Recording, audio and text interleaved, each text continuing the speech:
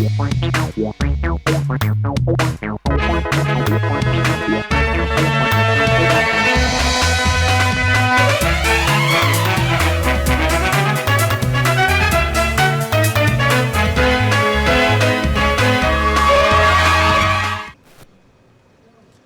आप देख रहे हैं राष्ट्रीय समाचार और मैं हूं आपके साथ प्रिया पांडे। पहले एक नजर हेडलाइंस पर।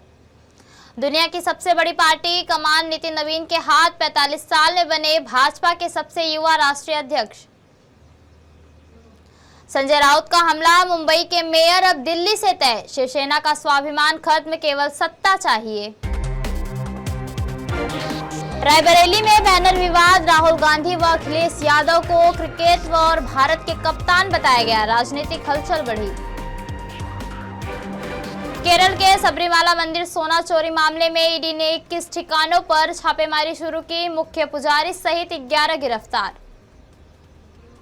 काशी में आई वीडियो अफवाह फर्जी निकली, पुलिस ने दोषियों के 72 घंटे में हाजिर होने का दिया अल्टीमेटम।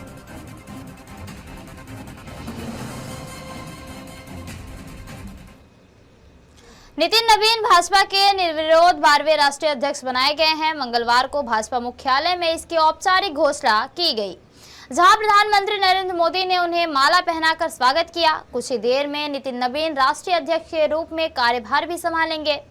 इससे पहले उन्होंने दिल्ली में भगवान वाल्मीकि मंदिर, गुरुद्वारा, बंगला साहिब और झंडेवाला मंदिर में दर्शन कर आशीर्वाद लिया। 45 वर्षीय नितिन नवीन भाजपा के अब तक के सबसे युवा राष्ट्रीय अध्यक्ष बने हैं। इससे पहले अमित शाह 49 वर्ष की उम्र में पार्टी के राष्ट्रीय अध्यक्ष चुने गए थे।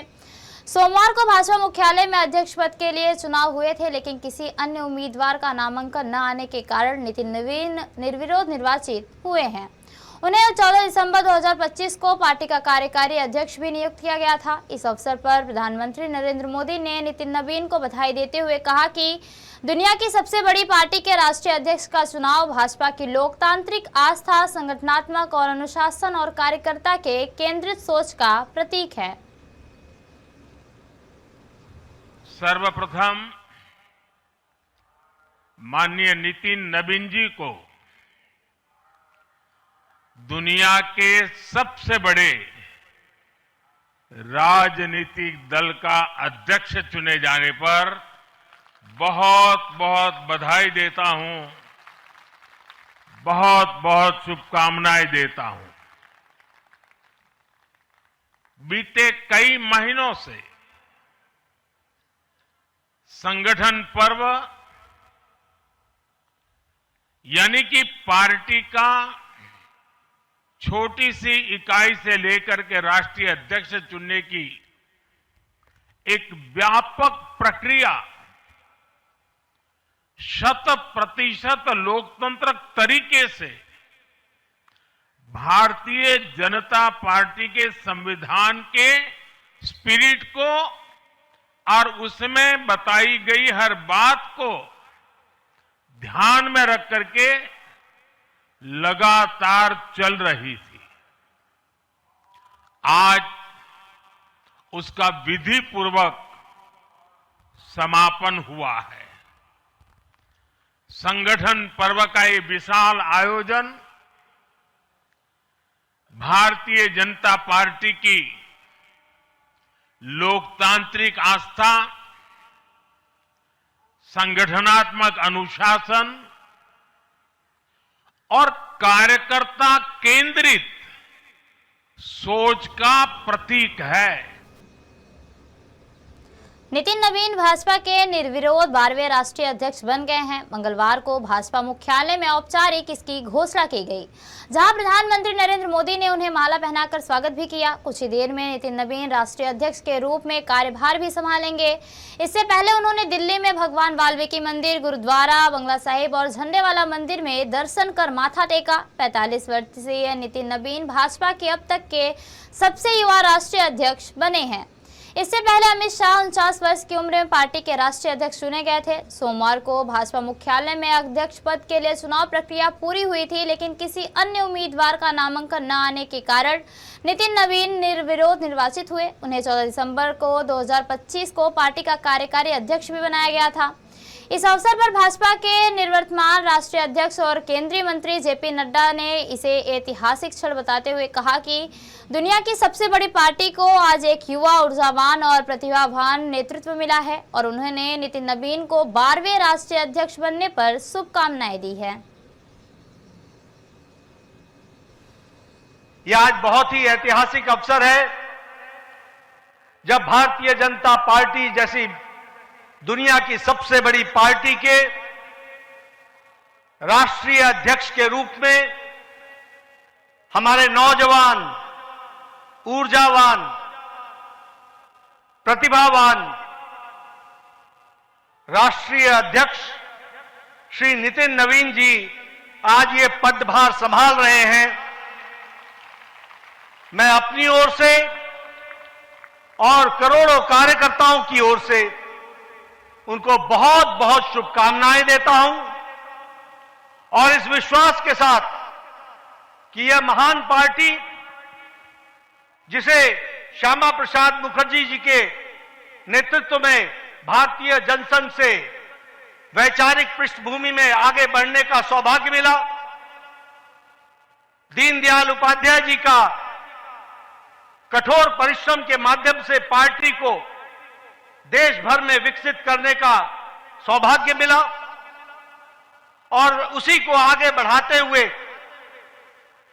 अटल बिहारी वाजपेयी जी, अडवाणी जी, सुंदर सिंह भंडारी जी, कुशाभाऊ ठाकरे जी, ऐसे महान लोगों ने इस पार्टी को आगे बढ़ाने का काम किया है।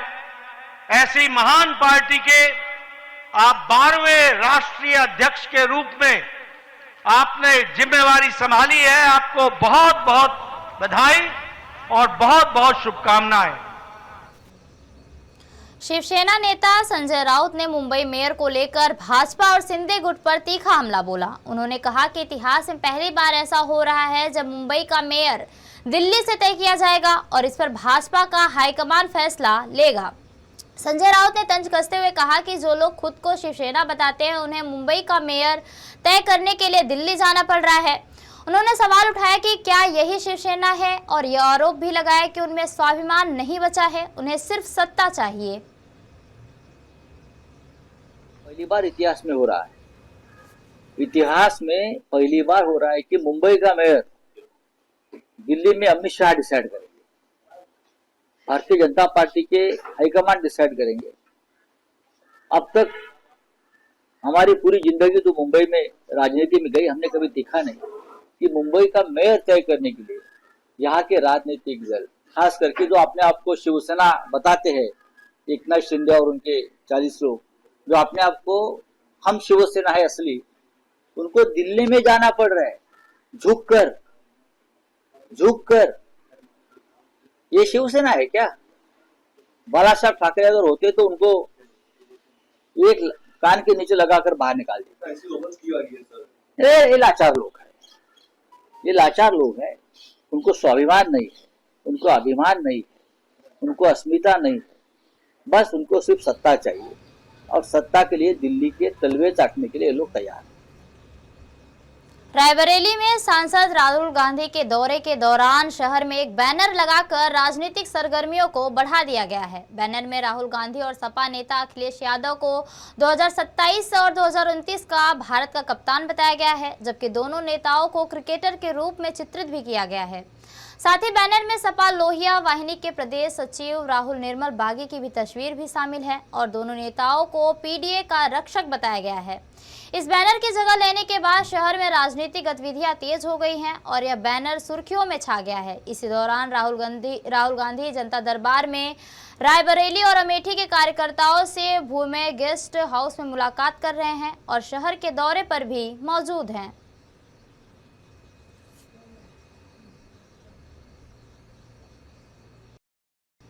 नीट छात्रा रेप और संदिग्ध मौत मामले की जांच में फॉरेंसिक साइंस लेबोरेटरी यानी एफएसएल ने भी अपने स्तर से विस्तृत पड़ताल की है। एफएसएल की पूरी टीम ने हॉस्टल पहुंचकर सभी बिंदुओं पर बारीकी से जांच करते हुए महत्वपूर्ण साक्ष्यों का संकलन किया है। जिससे मामले की सच्चाई सामने आ सके। एडीजी सीआईडी पारसनाथ ने बताया कि फिलहाल सभी एकत्रित साक्ष्यों की वैज्ञानिक एफएसएल द्वारा की जा रही है, जिसमें डीएनए परीक्षण भी शामिल है। उन्होंने कहा कि डीएनए जांच में समय लगने के कारण रविवार को भी एफएसएल कार्यालय खुला रहा और लगातार जांच जारी रही। उम्मीद है कि अगले 2 से 3 दिनों में जांच पूरी कर रिपोर्ट मुख्यालय को सौंप दी जाएगी। जी, हम लोग उस रिपोर्ट के बारे में आपको नहीं बता सकते हैं जब तक कि वो जांच कंप्लीट नहीं हो जाती। अभी वो जांच का मामला है और जांच का विषय है, तो जब तक पूरी जांच नहीं कंप्लीट हो पाएगी तब तक हम लोग उसके बारे में आपको कब आती है रिपोर्ट और रिपोर्ट कितने दिनों में होगी? आप मान सकते हैं कि अगले 3-4 दिनों में कंप्लीट हो जाना चाहिए। उसमें होगा ना सर, कितने दिनों में एफएसएल की रिपोर्ट आ जाती है? डीएनए की रिपोर्ट आने में टाइम लगता है और जो हमारा रिसोर्स है, जितना हमारे पास में इक्विपमेंट्स हैं, उन सबको देखते हुए जो मैंने समय बताया करीब 5-6 दिन लगेगा। सर 8 को गई थी हॉस्टल, 9 को गई थी, 10 को कब गई थी? मुझे तो इस बारे में स्पष्ट नहीं एकदम है कि वो 8 में गई थी कि 9 गई थी, ये मैं नहीं बता पाऊंगा आपको। लेकिन मेरी टीम गई थी और उन्होंने जो पीओ है उसको पूरी तरह से देखा, समझा। जो किसी भी विषय, कोई भी वस्तु जिसके बारे में ये समझ में आया कि हाँ इसमें कोई एविडेंस मिल सकता था, उसे कलेक्ट किया और उसको ला करके पूरी टीम जांच कर रही है। इवन जांच के लिए कल संडे में भी एफएसएल खुला हुआ है। केरल में सबरीमाला मंदिर सोना चोरी का मामला बड़े राजनीतिक और धार्मिक विवाद में बदल गया है। मामले की जांच कर रही स्पेशल इन्वेस्टिगेशन टीम यानी एसआईटी ने मंदिर के मुख्य पुजारी तंत्री कंदरारू राजीवारू को गिरफ्तार किया है, जो इस घटना में 11वीं गिरफ्तारी है। इसके बाद प्रवर्तन निदेशालय यानी ईडी ने केरल, कर्नाटक और तमिलनाडु में PMLA prevention of money laundering act के तहत लगभग 21 स्थानों पर छापेमारी शुरू की है। बेंगलुरु में मुख्य आरोपी उन्नीकृष्णन पोट्टी और रिवाड़कोर देवस्थम बोर्ड के पूर्व प्रेसिडेंट पद्म कुमार से जुड़े ठिकानों पर भी जांच की जा रही है। एसआईटी और ईडी की टीम मंदिर के द्वारपालक मूर्तियों पर लगी सोने की परतों की भी जांच कर रहे हैं। जांच में मंदिर की अलग अलग कलाकृतियों से सोने की हेराफेरी, प्रशासनिक चूक और क्रिमिनल साजिश का खुलासा होने की संभावना है। मामला पहले ही केरल हाई कोर्ट की निगरानी में चल रहा है, जबकि राजनीतिक और धार्मिक जगत में भी इस घटना को लेकर गहन चर्चा जारी है।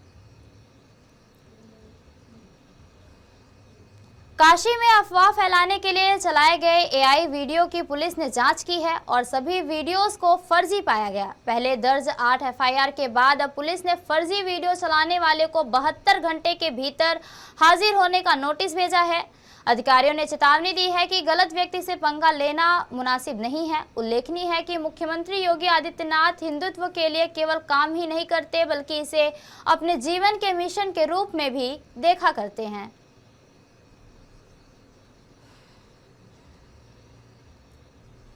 पिछले दिनों यहाँ पर जो मणिकर्णिका घाट पर सुंदरीकरण का कार्य चल रहा है, उसको लेकर के कुछ इस तरह के फोटोग्राफ डाले गए जिसमें दर्शाया गया कि यहाँ पर मंदिरों को तोड़ दिया गया है, उसको मलबे से ढका हुआ दिखाया गया है। उसको लेकर के 8 एफआईआर यहाँ पर दर्ज हुई हैं। उन्हीं एफआईआर के स्थलीय निरीक्षण के लिए आज पुलिस की टीम यहाँ पर आई हुई है और हम लोगों ने अपने स्थलीय निरीक्षण में ये पाया है कि जो तस्वीरें सोशल मीडिया पर वायरल की गई हैं, जिन लोगों के खिलाफ एफआईआर दर्ज है, वो सभी तस्वीरें ये गलत हैं, एआई जनरेटेड हैं। क्योंकि जिस मंदिर कुंभ महादेव मंदिर के सामने अभी हमने स्थलीय निरीक्षण किया है, मंदिर पूरी तरह से सुरक्षित है। यहाँ पर ना ही कोई मलबा है, ना ही कोई कार्य पिछले दिनों हुआ है। उसके बावजूद इस तरह की भ्रमित करने वाली तस्वीरें जो एआई जनरेटेड प्रतीत हो रही हैं, उसको सोशल मीडिया पर डाला गया है। इसमें जिन व्यक्तियों के विरुद्ध एफआईआर दर्ज हुई है, उनको आईओ के द्वारा, जो हमारा इन्वेस्टिगेटिंग ऑफिसर है, उसके द्वारा नोटिस जारी किए जा चुके हैं और उनको 72 घंटे का समय दिया गया है कि वो अपना अभिकथन, अपना स्टेटमेंट जो है थाने पर आकर के दर्ज कराएं। यदि वो अपना अभिकथन नहीं दर्ज कराएंगे तो मान लिया जाएगा कि उन्हें अपना अपराध उन्हें किया है। चिली के जंगलों में भीषण आग लगने के बाद राष्ट्रपति गैब्रियल बोरिक ने इमरजेंसी घोषित कर दी है। आग लगातार फैल रही है और इसे काबू पाना अधिकारियों के लिए बेहद चुनौतीपूर्ण साबित हो रहा है। इस भीषण आग में कई लोगों की मौत होने की खबर भी सामने आई है, जिससे हालत बेहद भयावह बने हुए हैं। प्रभावित क्षेत्रों में बचाव और राहत कार्य भी जारी है, लेकिन तेज हवाओं और कठिन भौगोलिक परिस्थितियों के कारण स्थिति पर नियंत्रण पाना मुश्किल हो रहा है।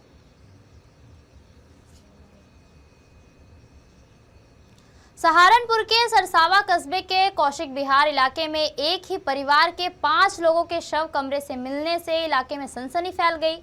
मृतकों में अमीन, अशोक, उनकी पत्नी अंजिता, मां विद्यावती और 2 बेटे कार्तिक व देव शामिल हैं। सभी के माथे पर गोली लगने के निशान मिले हैं, जबकि घटनास्थल से 3 तमंचे भी बरामद किए गए हैं। अमीन और उनकी पत्नी के शव फर्श पर, जबकि मां और दोनों बच्चों के शव बेड पर पड़े मिले। सूचना मिलते ही पुलिस, फॉरेंसिक टीम और वरिष्ठ अधिकारियों मौके पर पहुंचे। घर को सील कर सभी मोबाइल फोन जब्त कर लिए गए हैं और पुलिस को प्रारंभिक तौर पर आशंका है कि अमीन ने पहले परिवार के अन्य सदस्यों को गोली मारी और फिर खुद को गोली मार ली। हालांकि कर्ज, नौकरी से जुड़ा तनाव और घरेलू विवाद, मानसिक दबाव या बाहरी व्यक्ति की संलिप्तता जैसे सभी एंगल से जांच की जा रही है। आसपास लगे सीसीटीवी कैमरों की फुटेज भी खंगाली जा रही है। सरसावा थाने में कौशिक विहार जो कॉलोनी है, जिसमें सुबह सूचना प्राप्त हुई कि 5 लोगों के शव एक ही घर में, जो बंद पड़ा हुआ घर है उसके अंदर से बंद है, उसमें पड़े हुए हैं। और उसमें पुलिस मौके पर आई। उसमें ये देखा गया कि यहाँ पर जो अशोक राठी हैं, उनके पास में राइट हैंड में 3 पिस्टल्स पड़ी हुई हैं और उनके जो घर के जो लोग हैं उसमें उनकी वाइफ हैं, उनकी मदर हैं और उनके जो 2 लड़के हैं, उनके सिर पर जो है वो प्रथम दृष्टया दिख रहा है कि गोली लगी है और जो ब्लैकनिंग भी है उसमें बहुत क्लोज रेंज से मारी गई है। फाइनली इनके पास में भी जो पिस्टल है वो पड़ी हुई दिख रही है, जो 3 पिस्टल्स हैं। और इसमें जो ब्लैकनिंग वगैरह ये सजेस्ट करती है, कोई स्ट्रगल्स नहीं है। तो प्रथम दृष्टया लग रहा है कि जैसे मतलब इंटरनली इन्होंने जो है गोली परिवार सदस्यों को मार कर खुद को मारा। बट अभी ये जांच का विषय है। इसमें जो भी एविडेंसेस हैं, जो मेडिकल हिस्ट्री है, उसको भी देखा जा रहा है कि इनकी क्या मेडिकल हिस्ट्री है, क्या डिप्रेशन की हिस्ट्री है। और बाकी जो इनका दवाइयाँ हैं, जो इनके इलेक्ट्रॉनिक एविडेंसेस हैं, जो फिज़िकल एविडेंसेस हैं, उनको भी देखा जा रहा है। उसमें किसी प्रकार का कोई सुसाइड नोट या किसी प्रकार की कोई उन्होंने चीज़ छोड़ी हो, वो भी देखी जा रही है। जैसे ये सारी चीज़ें उसको देखी जा रही हैं और इन्वेस्टिगेशन की जा रही है। फॉरेंसिक टीम मौके पर है। पोस्टमार्टम के बाद में जो अग्रिम कार्रवाई है उससे आपको अपडेट किया जाएगा। जो भी केस में खुलासा होता है उसके बारे में बताया जाएगा। ठीक सर। औरंगाबाद जिले के गोह की एक बेटी की संदिग्ध मौत ने जिले को न सिर्फ झकझोर कर रख दिया है, बल्कि बेटियों की सुरक्षा पर कई सवाल भी खड़े कर दिए हैं। पटना के गांधी मैदान थाना क्षेत्र स्थित परफेक्ट गर्ल्स पीजी हॉस्टल में रहकर पढ़ाई कर रही 16 वर्षीय अनामिका गुप्ता की मौत को लेकर परिजनों ने सवाल खड़े किए हैं। इसे आत्महत्या का मामला मानने से इनकार करते हुए परिजनों ने साजिशन हत्या का आरोप लगाया है। मामले से जुड़े घटनाक्रम और तथ्य भी सामने आ रहे हैं। छात्राओं की सुरक्षा व्यवस्था पर गंभीर सवाल खड़े कर दिए गए हैं। मृतका के परिजनों ने बताया कि बिना पीएम रिपोर्ट के आत्महत्या करार देना कहीं से भी जायज नहीं है, जिसकी पड़ताल हर हाल में होनी चाहिए। पीएम से लेकर भाग गया, बोला कि हॉस्पिटल ले रहा है, पीएम से लेकर भाग गया। पुलिस आने से पहले सब बॉडी को उतार दिए थे, सब रख दिए थे। क्या लग रहा है आपको? पुलिस द्वारा बताया गया मतलब है सर, क्या लग रहा है? जो हिसाब से उसको मैं वीडियो देख रहा हूँ, फोटो देख रहा हूँ, उस हिसाब से मेरे को सुसाइड नहीं, उसको हत्या के साजिश लग रहा है। साजिश के तहत हत्या की। पुलिस के पास कंप्लेन किए थे? एकदम कंप्लेन किया है सर। 1 बजे अब मेरे बच्ची के साथ घटना ये लोग 12:30 बजे कर चुके थे, 12 साढ़े 11 बजे। क्या लग रहा है कि ऐसे बताया जा रहा है कि बच्ची वहाँ क्या बताया गया? वहाँ से क्या बताया? वहाँ से मेरे को ये बताना है कि जिस हॉस्टल में, गर्ल्स हॉस्टल में जेंट्स को अलाउ नहीं है, जो खुद की बच्ची के पिता को अलाउ नहीं है अंदर हॉस्टल में, तो उसमें 2 लड़का को आप कैसे अलाउ दे दीजिएगा अंदर जाने के लिए? बताइए। 2 लड़का वहाँ गया हुआ? हाँ, 2 लड़का को अंदर में घुसाया गया, उसके साथ साजिश किया गया। अब पता नहीं उसके साथ क्या साजिश किया, गला दबा दिया कि क्या कर दिया। मेरे बच्ची के हाथ में पूरा खरोच आया है, इसमें पूरा खरोच आया है, यहाँ पर पूरा काला काला पूरा दाग पड़ गया है। वहाँ से जो आपको सूचना 12 बजे मिला? 12:30 बजे सूचना, 1 बजे सूचना हमको मिला। वहाँ से कौन किया थे फोन आपको? हॉस्टल का वो जो मैन थी, जो था ना मालिक, वही कॉल किया है कि आपकी बच्ची है ना आत्महत्या कर लिए, खुद अपने आप कर लिए, फांसी लगा ली, फांसी लगा लिए। लेकिन ये सब घटना हुआ है 11:30 बजे, ये सब घटना हुआ है। अब कॉल मेरे पास 1 बजे आया, जब सीसी कैमरा जब चेक हुआ उसमें घटना उठना सब हो चुका था। अब बाद में देख रहे हैं कि 1 बजे कॉल किया, पेरेंट्स को बताया जा रहा है। जब तक उसमें पेरेंट्स को जाना नहीं वहाँ पर, जब तक जाएगा नहीं, पहुंचेगा नहीं, तब तक आप मेरे बॉडी को कैसे गायब कर दीजिएगा, मेरी बच्ची को कैसे गायब कर दीजिएगा। नागपुर से खबर सामने आ रही है, जहां 21 तारीख को नागपुर में होने वाले भारत न्यूजीलैंड क्रिकेट मैच के टिकटों की अवैध बिक्री और ठगी का मामला सामने आया है। पुलिस को सूचना मिली थी कि कुछ लोग मैच के टिकट ऊंची कीमतों पर बेचकर आम नागरिकों को ठग रहे हैं। इसी आधार पर यूनिट 5 पुलिस टीम ने पेट्रोलिंग के दौरान विष्णु ग्राउंड क्षेत्र में संदिग्ध गतिविधियां देखी और एक युवक को हिरासत में लिया। तलाशी के दौरान उसके पास से 2 मैच टिकट बरामद हुए हैं, जिनकी वास्तविक कीमत 600 रुपए थी, लेकिन आरोपी उन्हें अधिक दामों पर बेचने की कोशिश कर रहे थे। पुलिस ने आरोपी को थाना सदर ले जाकर पूछताछ की और अपराध क्रमांक 26 के तहत मामला दर्ज कर लिया है।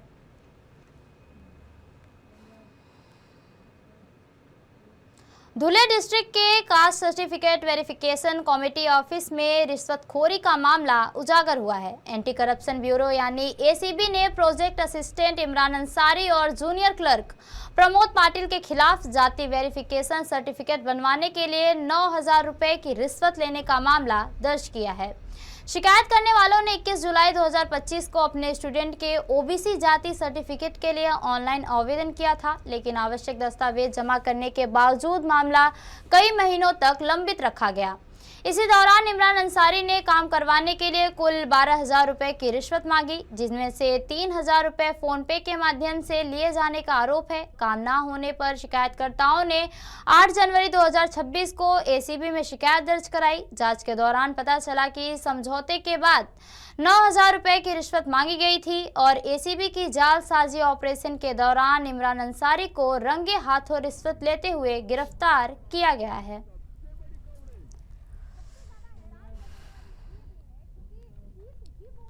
सूरत में करोड़ों रुपए के कोबरा सांप के जहर की तस्करी का बड़ा खुलासा हुआ है। यह कोई साधारण मामला नहीं, बल्कि प्रतिबंधित और अत्यंत खतरनाक जहर की अवैध खरीद फरोख्त से जुड़ा संगठित नेटवर्क था, जो कानून के साथ साथ मानव जीवन के लिए भी गंभीर खतरा बना हुआ था। सूरत पुलिस की एसओजी टीम ने सूझबूझ और सटीक रणनीति के साथ इस शातिर गिरोह को बेनकाब किया। जानकारी के अनुसार आरोपी कोबरा सांप का प्रतिबंधित जहर मंगवाकर उसे करोड़ों रुपए में बेचने की तैयारी में थे। गिरोह की चालाकी को देखते हुए एसओजी पीआई और एपी चौधरी ने जाल बिछाया और पुलिस की ओर से जहर के बदले करोड़ों रुपए की फर्जी पेशकश की गई। लालच में आकर आरोपी सौदे के लिए तैयार हो गए और सूरत के सरथाड़ा जकातनाका क्षेत्र स्थित Patel life partner marriage bureau की पहली मंजिल पर मीटिंग रखी गई। जैसे ही सभी आरोपी वहां एकत्र हुए, पुलिस ने छापा मारकर कुल 7 आरोपियों को गिरफ्तार कर लिया। पुलिस ने इनके पास से करीब 6.5 मिलीमीटर कोबरा सांप का प्रतिबंधित जहर बरामद किया है, जिसकी अंतर्राष्ट्रीय बाजार में कीमत लगभग 5 करोड़ 85 लाख रुपए बताई जा रही है। उल्लेखनीय है कि कोबरा का जहर अत्यंत संवेदनशील और नियंत्रित पदार्थ है, जिसका उपयोग ब्लड प्रेशर, एंटीकोगुलेंट दवाइयों और हार्ट अटैक, एंटीवेनम और यहां तक कि कैंसर की दवाइयों के निर्माण में होता है। लेकिन इसका अवैध इस्तेमाल नशे और रेव पार्टियों में भी किया जा रहा है, जो जानलेवा साबित हो सकता है। फिलहाल पुलिस ने वन्यजीव और संरक्षण अधिनियम सहित गंभीर धाराओं में मामला दर्ज कर लिया है। भाजपा नेता शहजाद पूनावाला ने आईएमएफ द्वारा वित्त वर्ष 2025-26 के लिए भारत की जीडीपी ग्रोथ अनुमान को 7.3% तक बढ़ाने पर प्रतिक्रिया दी है। उन्होंने कहा कि राहुल गांधी, जिन्हें वे लीडर ऑफ प्रोपेगेंडा कहकर संबोधित कर रहे हैं, लगातार भारत की अर्थव्यवस्था को कमजोर दिखाने का प्रयास भी कर रहे हैं और विदेशों में दुष्प्रचार भी कर रहे हैं। पूनावाला ने बताया कि आईएमएफ ने पहले भी भारत को दुनिया का ग्रोथ इंजन करार दिया था और अब अपनी रेटिंग में भारत की आर्थिक वृद्धि को और बढ़ा दिया है। 2025 से 26 के लिए 7.3% और 2026 से 27 के लिए 0.2% का इजाफा किया गया है। उनका कहना है कि यह संकेत है कि भारत फिर से सबसे तेजी से बढ़ने वाली अर्थव्यवस्था के रूप में स्थापित हो चुका है। पहले भी कहा था कि भारत ग्रोथ इंजन है दुनिया का। उन्होंने अब अपनी रेटिंग्स में भारत की इकोनॉमिक ग्रोथ को अपग्रेड किया है। मतलब कि FY26 के लिए उसे 7.3% कर दिया और FY27 के लिए उसे और 0.2% से बढ़ा दिया। इसका मतलब यह है कि भारत सबसे तेजी से बढ़ने वाली बड़ी अर्थव्यवस्था फिर से साबित हुई है। 11th से 4th पोजीशन पे आई है। 25 करोड़ लोगों को गरीबी से निकाला है। हाईएस्ट फॉरेक्स रिजर्व्स, हाईएस्ट हमारे एक्सपोर्ट्स है, highest foreign direct investment, lowest NPA, lowest inflation है। पर राहुल गांधी को ये इकोनॉमी डेड लगती है। राहुल गांधी का दरअसल करियर डेड हो चुका है। कभी वो संवैधानिक संस्थाओं को डेड बताते हैं, कभी सेना के ऊपर प्रहार करते हैं, कभी भारत के बारे में बदनामी करने वाले बयान देते हैं। उनको नाक रगड़ के माफी मांगनी चाहिए जिस प्रकार से भारत की आर्थिक शक्ति का उन्होंने अपमान किया है। खबरों का सिलसिला यूं ही चलता रहेगा। देखते रहिए राष्ट्रीय समाचार। धन्यवाद।